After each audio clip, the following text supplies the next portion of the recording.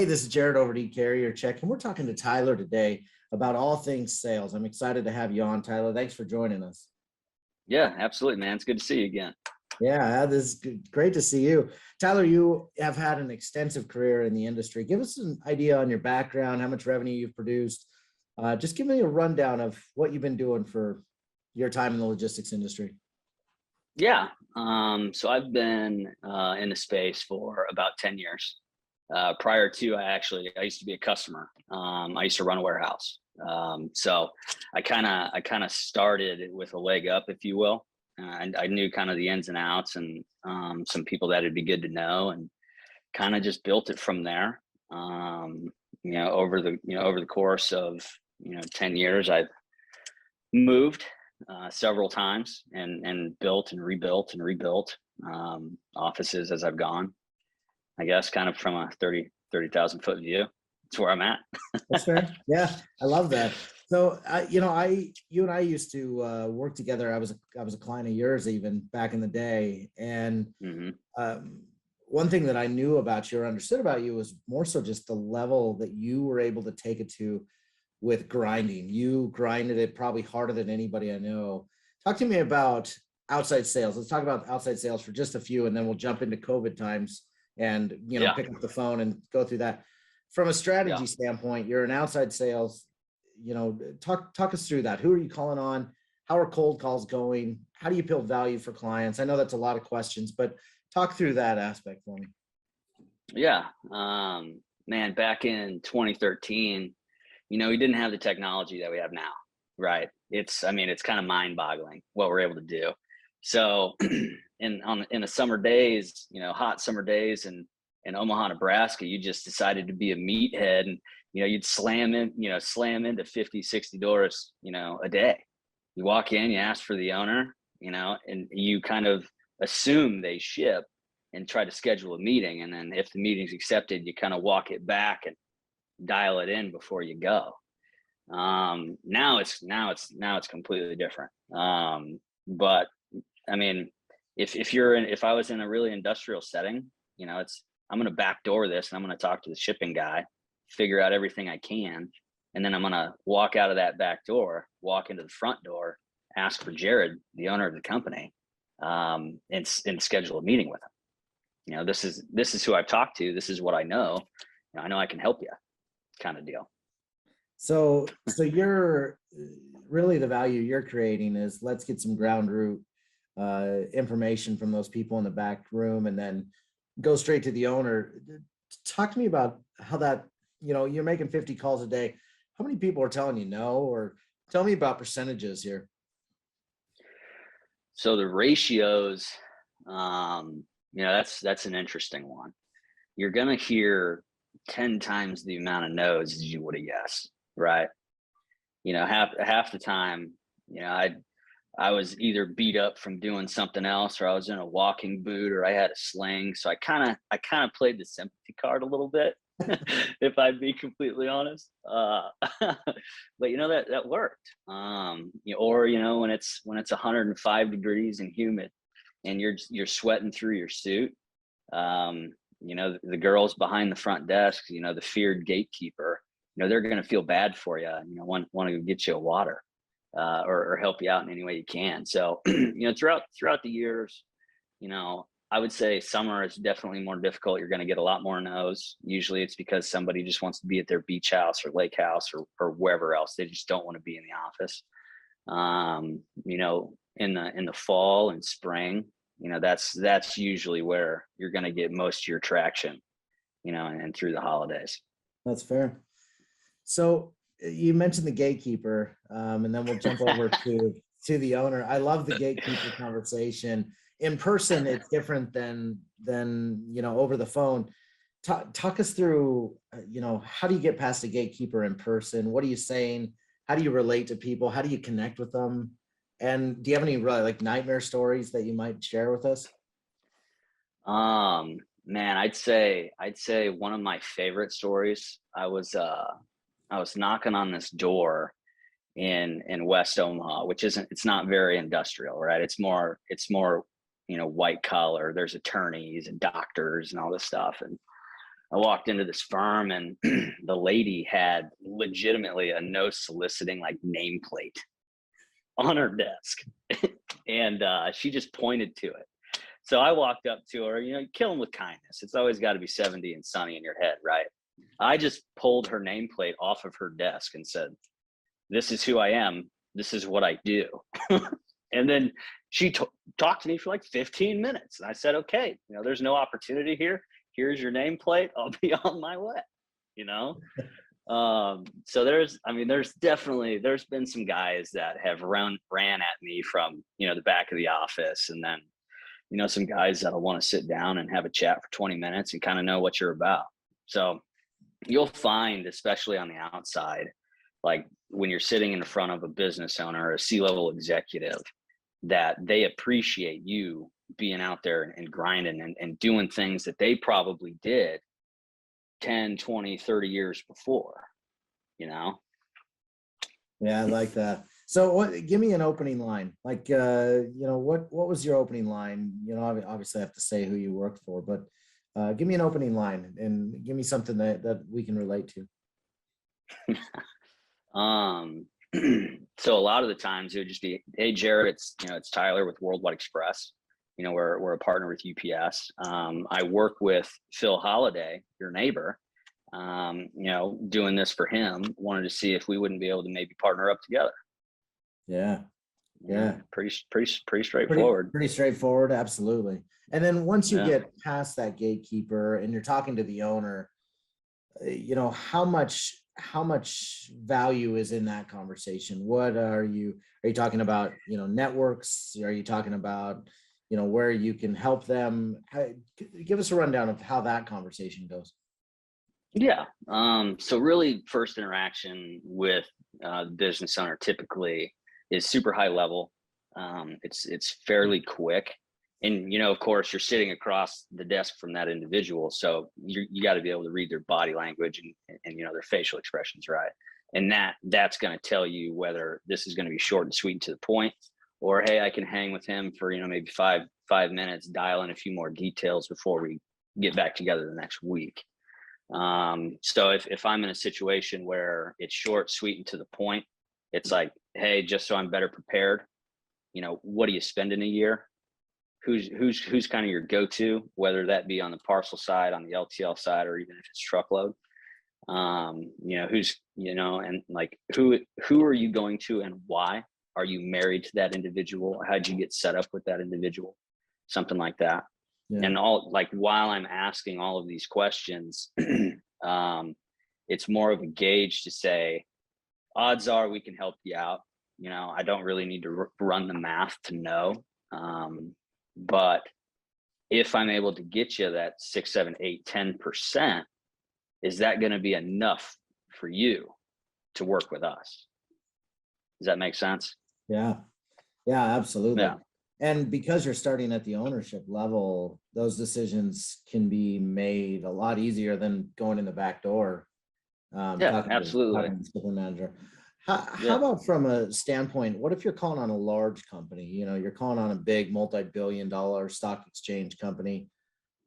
Are you getting Jack Welch on the phone, or who are you getting on the phone to try to make those decisions as far as trying to get maybe a whale in? Yeah, no, that's a really good question. There's been times where I've met the CFO of I've walked into Berkshire Hathaway. In other words, did I meet Warren Buffett? Absolutely not. But walking into companies like that, you need to change your game. Your approach is going to be completely different. You're not going to be looking for the C-suite necessarily, but you're looking for maybe your VP of Ops or your director of transportation. So that also changes by the line of business as well.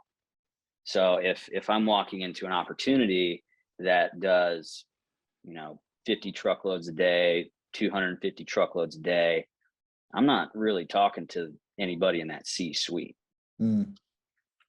Yeah, no, that's fair. I can't imagine you would be. You mentioned earlier that you mentioned something about just changing the way you approach different people. I'm a big believer in kind of having the mindset to be able to approach those different people, not only at the tile level, but at the desk level. How do you go about having 50, 60 calls, being told no 10 out of, out of 100 times you're getting told a lot, right? How do you control your mindset? What do you do on a daily basis to control your mindset so that you're mentally tough, or you are able to handle those rejections? Yeah, dude, and truly that's the most difficult part about what we do. You got to be okay with being told no more often than not. you know One thing that I used to do is I would pick up the phone and call a customer. Like if I was having a rough day, everybody's got their somebody in their back pocket that they can bullshit with for 5 minutes, and then it's like, okay, this is why I'm doing that. Yeah. And you get right back after it. Over fast forward 8-9 years, your brain is just gonna callous itself. Yeah. As for a lack of a better term, and it's really just not gonna bother you. And ultimately, at the end of the day, like if you meet somebody who's real rough, like you got to know it's not like you are not the reason why they are angry. Like maybe that person is just angry, like you're not going to ruin my day, man. I'm sorry. Yeah, absolutely. So let's fast forward a little bit. Obviously, you gave us kind of a rundown of how you handled in person. Post COVID, obviously nobody wants to see you, or you're having to get really specific appointments. Talk to me about, you're picking up the phone, making cold calls. How does that work in your world? How, obviously you're not reading body language. You can kind of catch tonality, but sometimes that works or doesn't. What I mean by that is just reflections of your voice, obviously. But how's your cold calling going by being on the phone? What seems to work? What seems to not work? And walk us through that.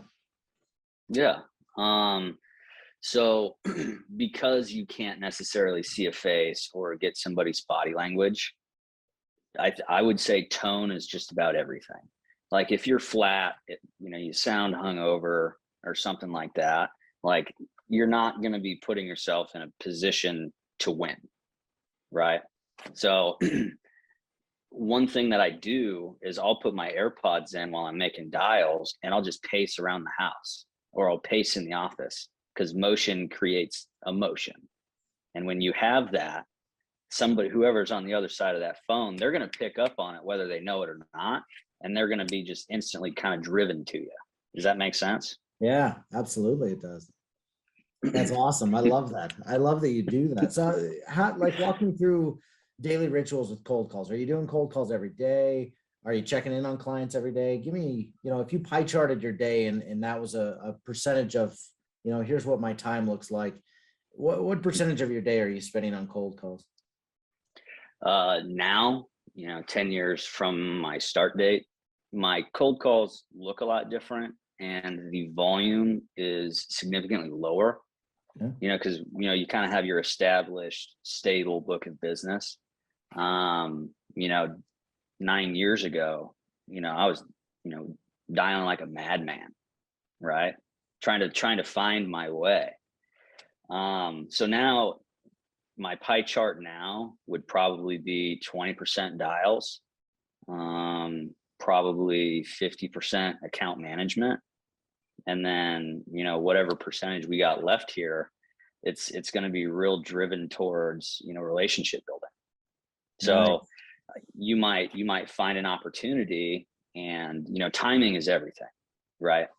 You find this opportunity, Jared in the back, like, dude, I'm going to talk to you 5 times, and I'm going to really kind of figure out what you're about. Like if you like to bass fish, I like to bass fish. So we're going to start telling stories. And, over time, and always be genuine for sure. But over time, these conversations, you're going to grow to trust me. And if you trust me, you're going to like me. And if you like me, we're going to partner up. Yeah. Yeah. Trust doesn't build over the one phone call. That's for sure.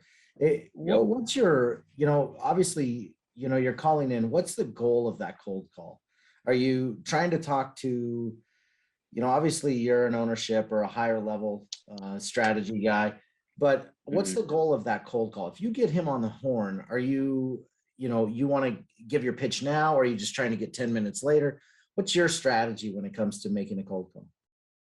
So when I'm making a cold call and say, I don't know anything about the company I'm calling into, I want to talk to the people who are on the ground, creating the shipments, loading the trucks, doing something involved. Once I try to get, at least 10 points of information. 3 of those points is who's the owner, who's the CFO, and who's in accounting.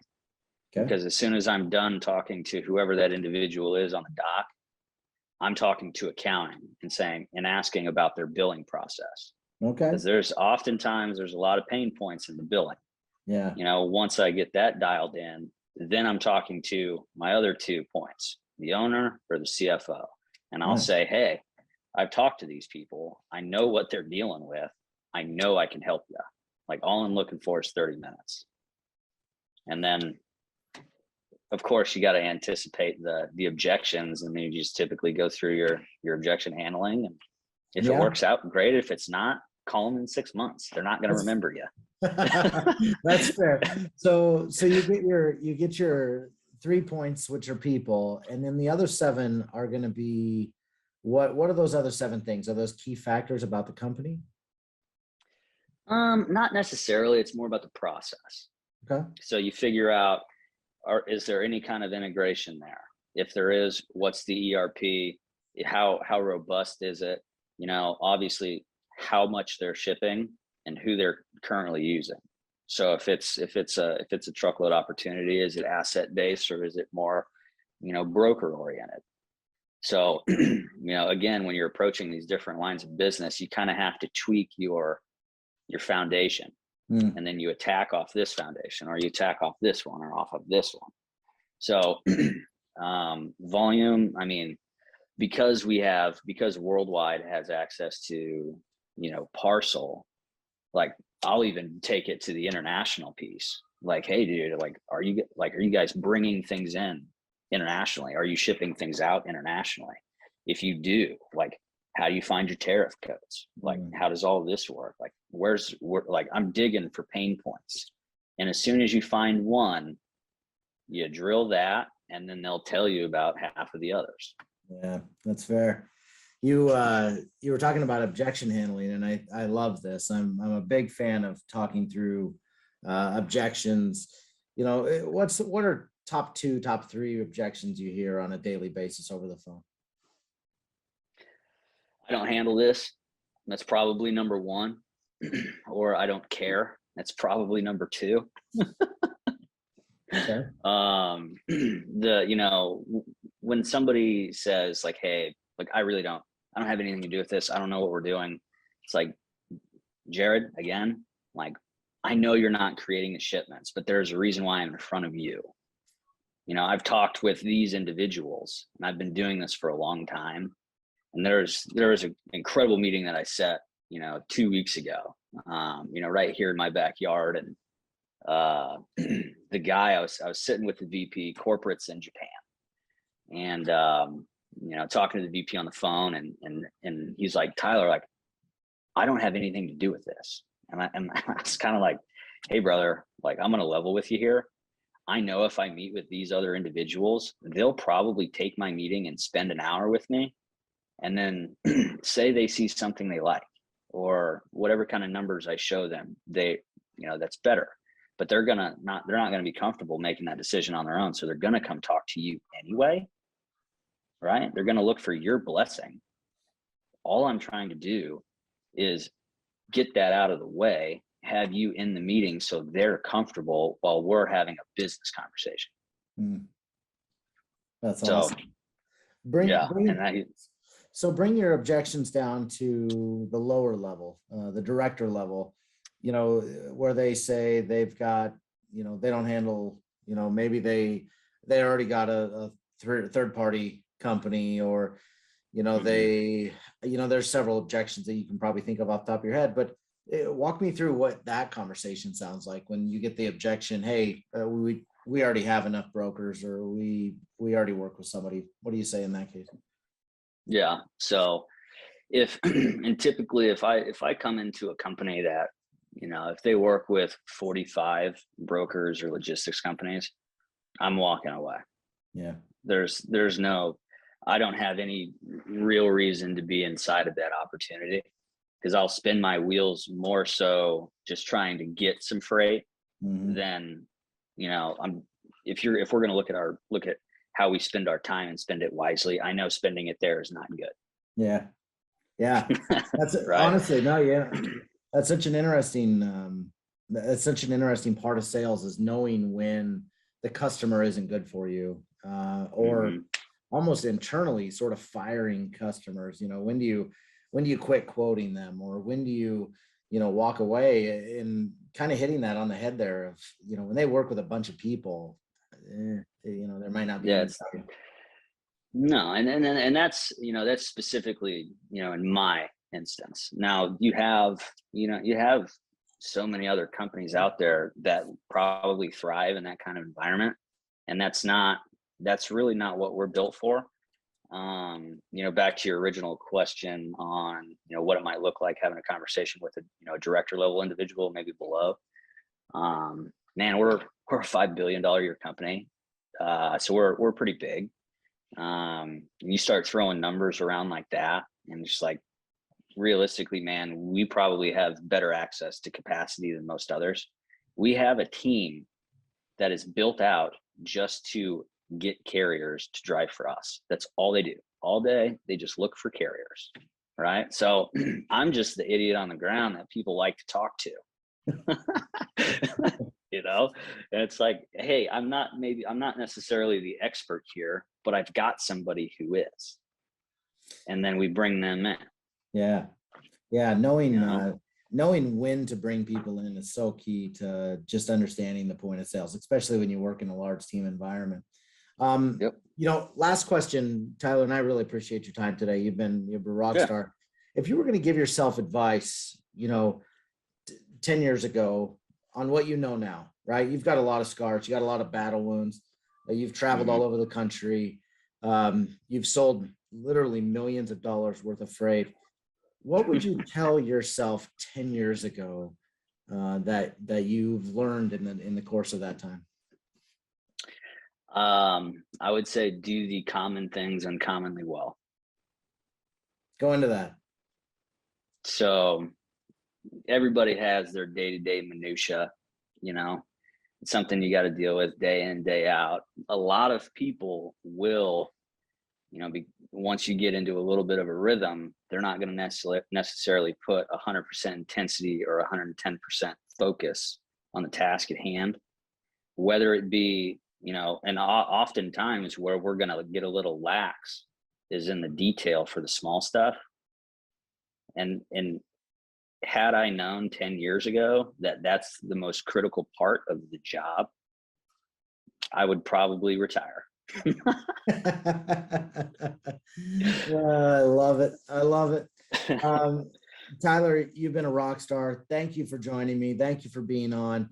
I hope you have an awesome week, and thank you again.